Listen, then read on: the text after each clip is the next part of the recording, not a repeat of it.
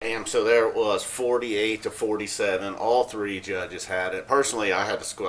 It could have been 49-46. Bisping possibly could have taken that fifth round. Anderson just decided to take the last 2.5 minutes off, like he did most of the fight. Anderson looked disappointed when they read the scorecards, but that's on him. He could have been dominant in the fight.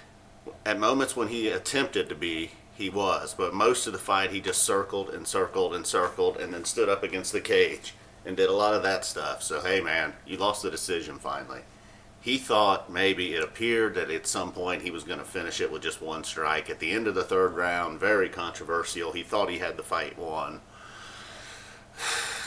Obviously he can't understand English. I know there's confusion. He landed the knee before the bell went off, but Herb Dean did not stop the fight. I don't know what Herb Dean is, a maniac. Herb Dean let some fights go now, all right? He called a doctor in. That's a whole nother story on Herb Dean and letting fights go.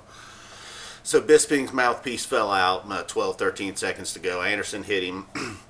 Bisping looked to Herb Dean when his mouthpiece came out, and the action was going on. So Herb picked it up and was kind of like, cool, I'll get it to you when I can. Meanwhile, Anderson's charging forward and punching him. Michael's still like, come on, come on, come on. Anderson nails him with a flying knee, drops him, horn goes off. Anderson's climbing up on top of the cage. They're screaming at him, fight's not over, fight's not over. He can't understand them.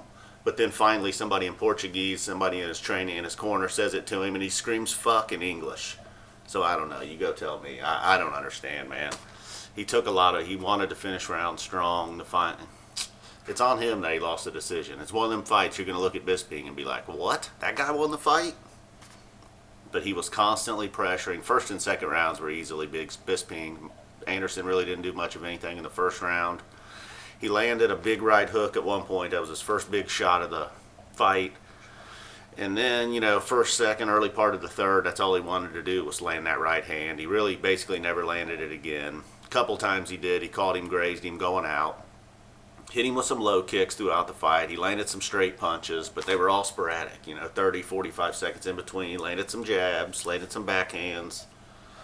Meanwhile, the whole time, Bisping's moving forward. Bisping knocked him on his butt once. Bisping wobbled him another time. Bisping landed some heavy ground and pound.